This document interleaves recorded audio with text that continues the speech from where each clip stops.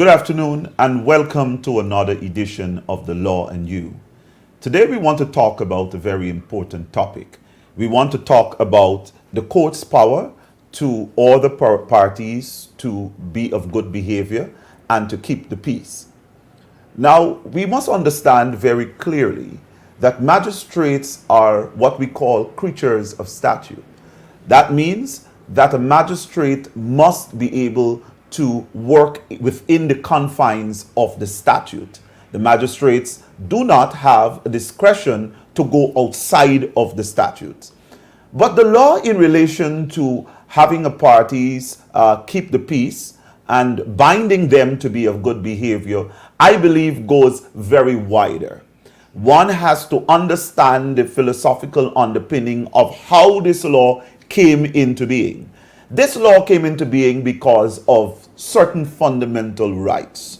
Now, we would understand that Guyana not only has rights for individuals which are protected under the Constitution of Guyana, but laws in relation to rights are also found or also were influenced by various conventions, by various treaties internationally, which deals with the protection of rights for persons.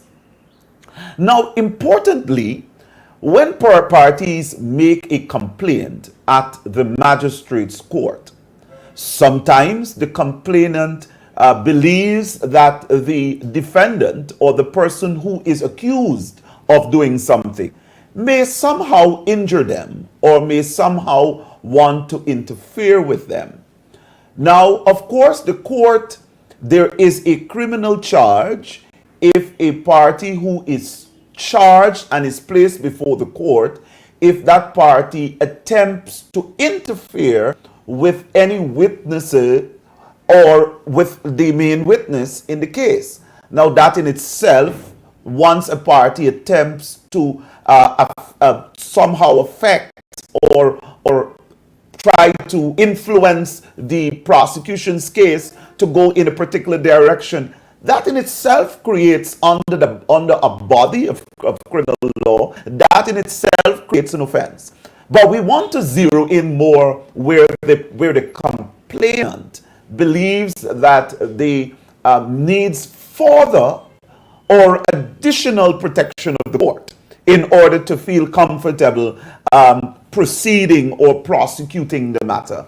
Now, we must look at the Summary Jurisdiction Procedure Act of Guyana, and of course, that would be Chapter 10:02.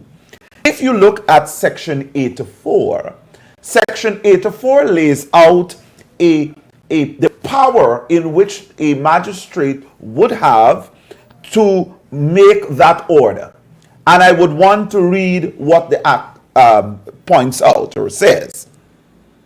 One says that whenever a complaint is made by any person against another to the effect that there is a reason to fear that the defendant will do the complainant some bodily injury, the court may, if the complaint is established, order that the defendant be enter into some form of recognizance with or without sureties to keep the peace and to be of good behavior towards the complainant.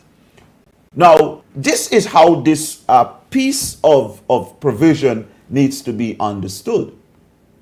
Now, clearly, there has to be, firstly, a complaint which is made. So, a matter must be before the court. A complaint must be made, and where the complaint is made, then we would say that the magistrate's jurisdiction is invited.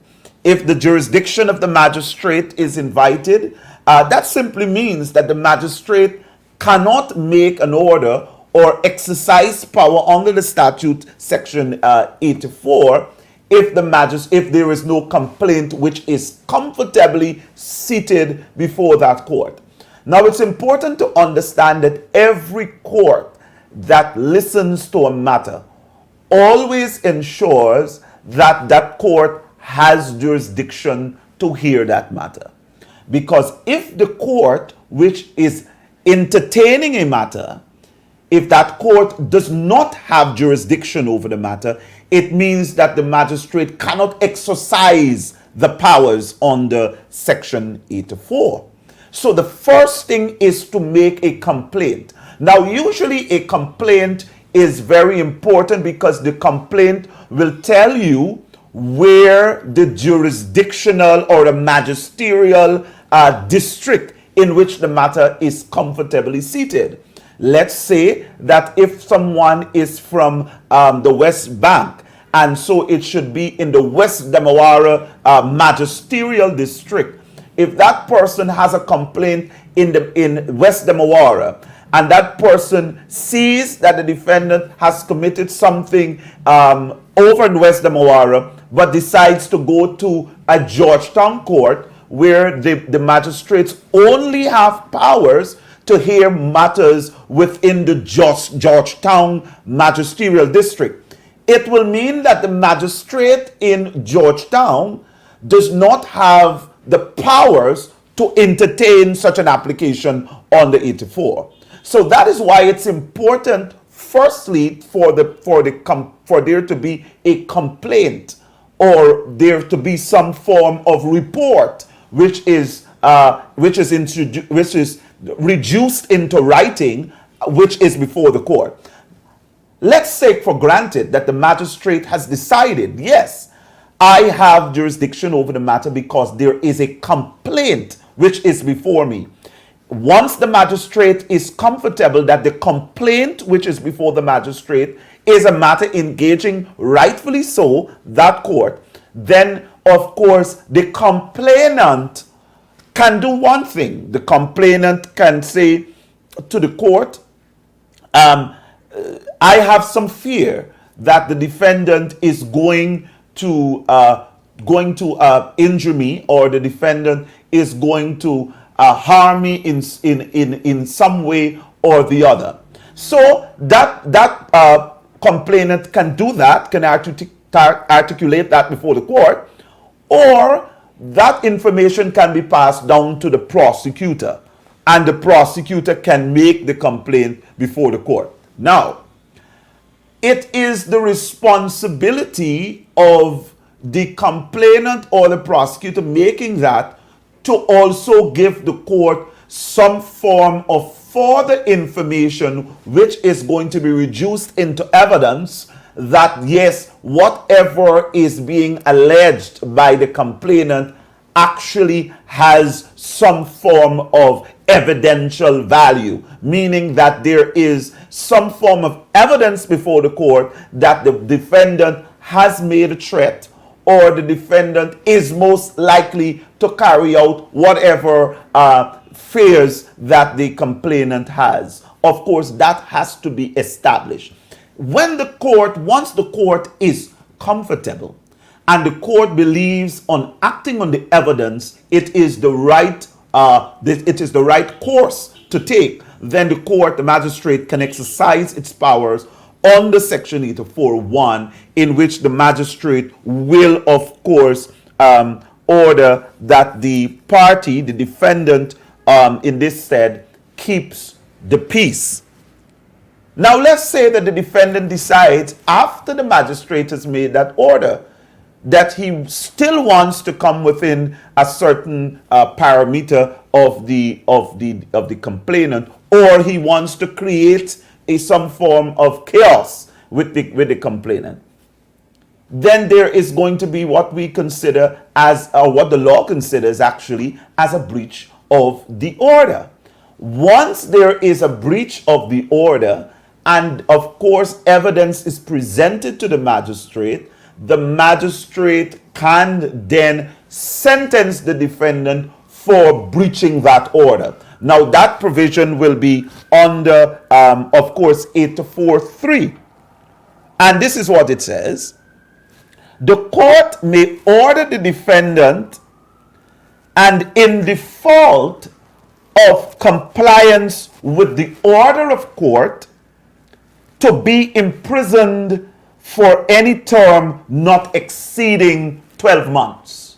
So, if the order is breached, the order to keep the peace is breached, then the power of the court will be that they can, of course, once it is established, then the magistrate can, of course, use a discretion, or the magistrate can say outrightly, I am giving a maximum sentence. A maximum sentence in this scenario will be 12 months. So which means a magistrate can, of course, sentence a party, a defendant who has breached the order, for less than 12 months, or to give a maximum of 12 months. But a magistrate cannot exceed a sentence of 12 months if the party has breached the peace. Now let's use another scenario. Now there is another category of persons in which the magistrate can make a different order. And we want to talk about binding now. Binding over parties to be of good behavior. Now, let's say a matter comes before the magistrate court, and sometimes you have this a lot, where both parties are behaving or are exhibiting some form of behavior before the court, which the court is listening to complaints on both sides. You know, we usually say in very clear colloquial language that stories got more than one side. Now, of course, the person who is the complainant is making a complaint. But as the person who is complaining and making a complaint about the behavior of another person, that person is also making another complaint. And that person is saying, well, it's the other way around. Now, in a scenario like that, where the parties, and of course, there is a lot of things that the parties come from the same area. They might be from the same household. They might be living in the same yard. They might be working at the same workplace. They may have to use the same transportation. And so that they always come into conflict with one another. The magistrate now, once entertaining a report, the magistrate now can exercise powers under Section 85. And this is what Section 85 says to us. The court shall have power in any complaint made on summary conviction offenses, whether the complaint is dismissed or the defendant is convicted, to bind both the complainant and the defendant to either of them to be of good behavior, and may order that the complainant or the defendant, in default of the compliance with the order, to be imprisoned for not a term exceeding 6 months. What does this mean? This means simply that a matter's come to, the court has heard a lot of evidence in relation to a particular matter. And the court forms a justifiable conclusion or a reasoned conclusion that both parties at some state of the scenario have been involved in all sorts of breaching of one another's rights or breaching the peace. Then the court can say, listen, I am ordering both parties, the complainant and the defendant, to be of good behavior. Or after, of course, let's say that the defendant has been found guilty and the magistrate has used a discretion to give a fine to the defendant. That fine could also go along with an order of the court for the defendant to be of good behavior.